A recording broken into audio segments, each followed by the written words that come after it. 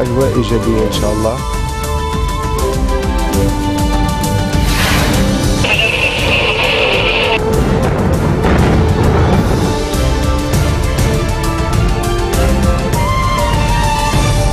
Nouvelle édition de la rédaction. Merci d'être au rendez-vous. À la une de l'actualité, nouvelle opération escargot organisée par les partisans de l'ancien député Hassan Yacoub, arrêté depuis le 21 décembre. Ils ont coupé ce samedi l'autoroute internationale à hauteur de Mreijat, dans la Bekaa. L'accord prévoyant l'évacuation ce samedi de milliers de djihadistes de l'État islamique de 3 quartiers du sud de Damas suspendu. L'accord aurait été gelé à cause de questions logistiques. De violents affrontements opposent les forces irakiennes à des djihadistes de l'État islamique au cours de l'ancien siège du gouvernement provincial de la ville de Ramadi. Nouvelle opération escargot organisée par les partisans de l'ancien député Hassan Yacoub. Ils ont coupé ce samedi l'autoroute internationale à hauteur de Mreijat dans la Bekaa. La route a été rouverte au début d'après-midi après des échauffourées entre les manifestants et les forces de l'ordre.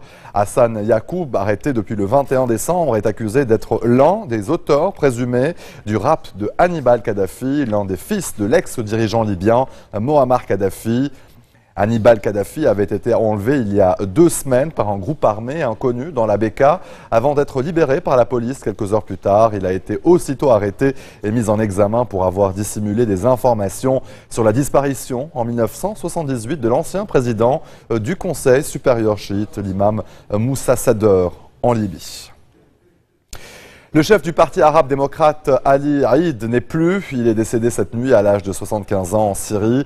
Il a été inhumé ce samedi dans son village natal de Erkr el-Daïri, au Akkar, près du fleuve El-Kabir, à la frontière avec la Syrie. Son fils Rifat Aïd a assisté aux funérailles. La dépouille d'Al Aïd avait été transportée la veille de l'hôpital Bassa el-Assad, où il était soigné dans la ville de Tartous, vers son village natal. Le leader alaouite, recherché dans le cadre d'une enquête sur un double attentat qui avait fait 45 morts en août 2014 contre 2 mosquées sunnites de Tripoli, était depuis plusieurs mois en cavale en Syrie, ainsi que son fils.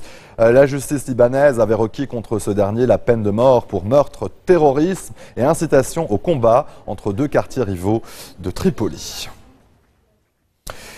L'armée du régime de Damas a porté un coup non négligeable à l'un des principaux mouvements rebelles qui opèrent dans le pays. Le groupe armé de l'Islam a confirmé la mort de son chef, Zahran Alouche, dirigeait 15 000 hommes en première ligne sur tous les fronts de la Ghouta orientale, un fief de l'opposition à l'est de Damas.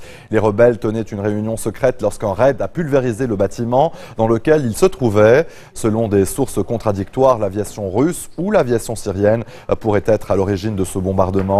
L'armée de l'Islam a annoncé la nomination d'Abou Hammam Bouyadani pour succéder à son fondateur.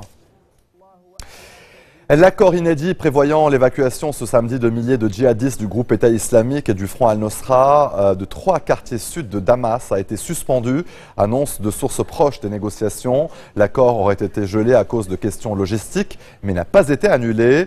Plus de 4000 personnes, dont des djihadistes et des civils, devaient être transférées, soit vers Raqqa, la capitale de facto de l'État islamique dans le nord du pays, soit vers Mareya, une localité de la province d'Alep, aux mains des rebelles islamistes. Jusqu'à présent, le régime de Bachar el-Assad a conclu plusieurs trêves ponctuelles avec des groupes rebelles appelés accords de réconciliation locale.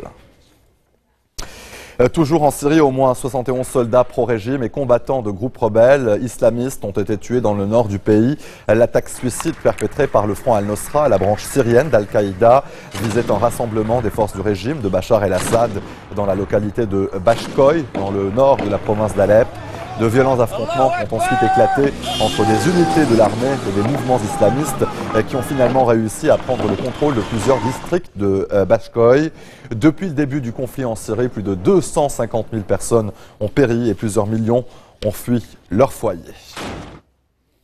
Violence également en Irak, de violents affrontements opposent les forces irakiennes à des djihadistes de l'État islamique autour de l'ancien siège du gouvernement provincial de la ville de Ramadi. Située à une centaine de kilomètres à l'ouest de Bagdad, la ville est le chef-lieu de la province à majorité sunnite d'Al-Anbar. Elle avait été prise en mai dernier par Daesh. Il resterait environ 400 combattants.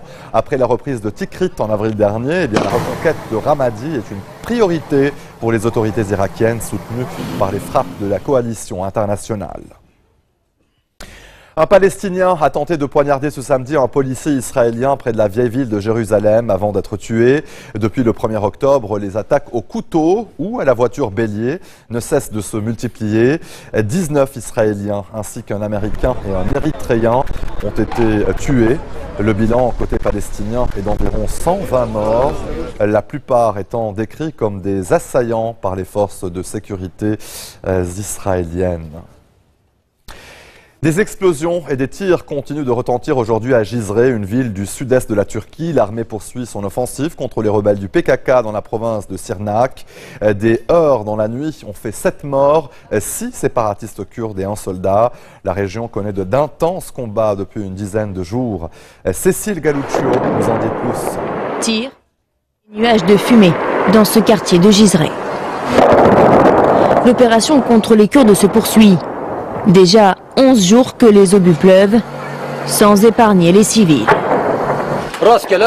Ils bombardent au hasard. C'est comme si un pays ennemi nous attaquait. Mais c'est contre nous, les citoyens, et cela ne devrait pas arriver. Rien ne semble arrêter le président Recep Tayyip Erdogan, qui a promis, je cite, de nettoyer la région des séparatistes kurdes.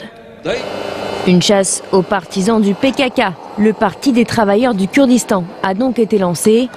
10 000 soldats et policiers ont été déployés, également des chars et des hélicoptères, et des couvre-feux ont été mis en place. Pour les habitants, la situation est dramatique. Beaucoup ont fui, d'autres se cloîtrent dans leur maison. Aujourd'hui, les gens sont malheureux. Même les malades ne peuvent pas aller à l'hôpital.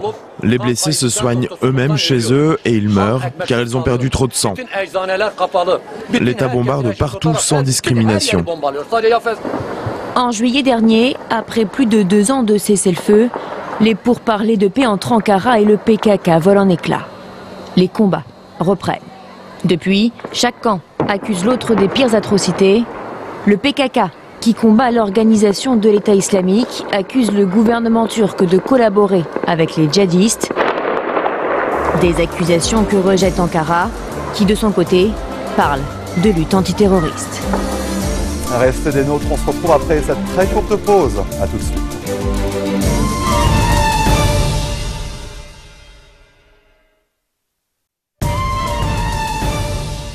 Retour sur le plateau de l'info, des larmes, des prières et des fleurs. Comme chaque année, la Thaïlande s'est souvenue ce samedi du 26 décembre 2004. Tout commence par un tremblement de terre de magnitude 9,3 qui se produit au large de l'Indonésie et qui déclenchera un tsunami exceptionnel dans tout l'océan Indien, de l'Asie aux côtes africaines. Le bilan est terrible, il fera au total plus de 220 000 morts et disparus. Plus d'1,6 million de personnes ont été déplacées suite à cette tragédie. Lucie Debiol. Des prières en l'honneur des victimes du tsunami. Pour le 11e anniversaire de la catastrophe en Asie du Sud-Est, les familles des disparus se recueillent. Ici en Thaïlande, elles viennent déposer des fleurs, prier et se souvenir. Dans ce village de pêcheurs du sud du pays, un mémorial a été construit.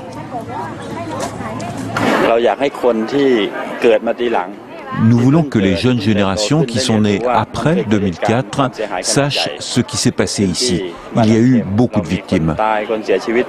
Nous voulons aussi qu'elles connaissent les progrès que nous avons faits pour faire face.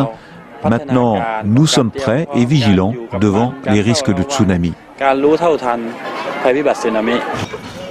Tout commence le 26 décembre 2004 au large des côtes indonésiennes avec un tremblement de terre de magnitude 9. Un séisme puissant ressenti dans toute la région. Quelques minutes plus tard, des vagues allant jusqu'à 30 mètres de haut déferlent sur les plages de l'océan Indien.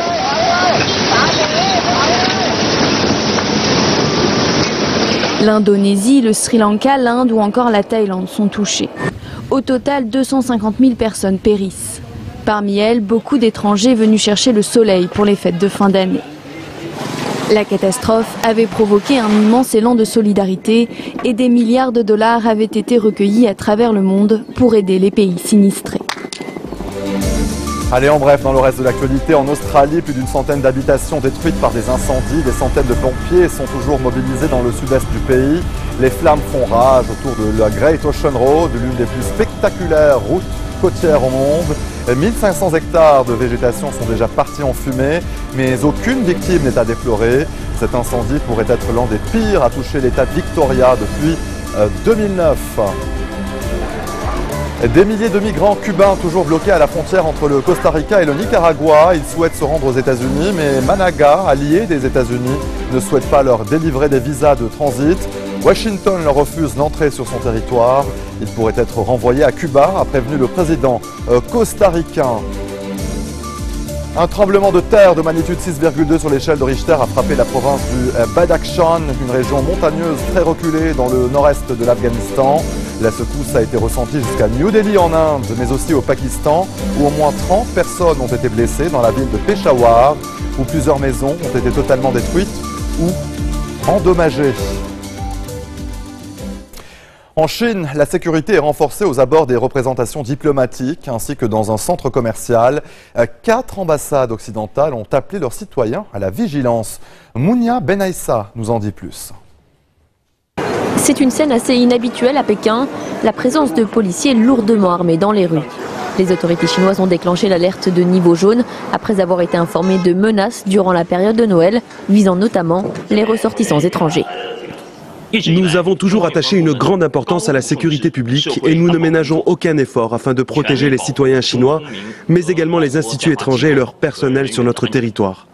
Les ambassades américaines, britanniques, françaises et australiennes appellent leurs citoyens à la vigilance et leur demandent d'éviter le quartier de Sanlitun, très prisé par les expatriés pour ses galeries marchandes et sa vie nocturne. Dans les rues de Pékin, les réactions sont partagées. La sécurité a été renforcée. Voir ces gardes ici présents, c'est assez rassurant.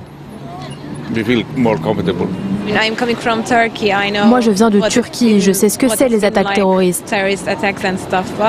Alors je crois que cette alerte, ça n'est que pour rendre les gens nerveux, ce n'est pas réel.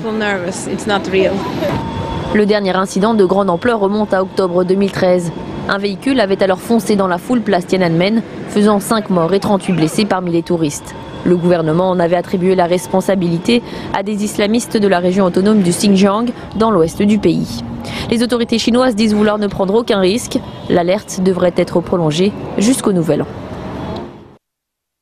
C'est une tradition au lendemain de Noël, le Boxing Day aux États-Unis et dans plusieurs capitales du monde.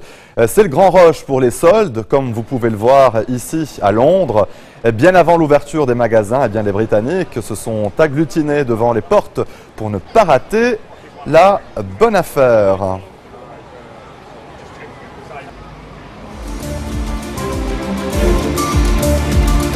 Fin de ce journal, le rappel des titres.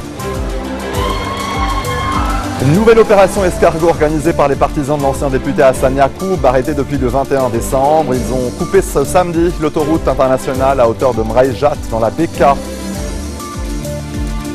L'accord prévoyant l'évacuation ce samedi de milliers de djihadistes de l'État islamique de 3 quartiers sud de Damas suspendu. L'accord aurait été gelé à cause de questions logistiques. De violents affrontements opposent les forces irakiennes à des djihadistes de l'État islamique autour de l'ancien siège du gouvernement provincial à Ramadi. Merci de votre attention, bon week-end à toutes et à tous, à demain.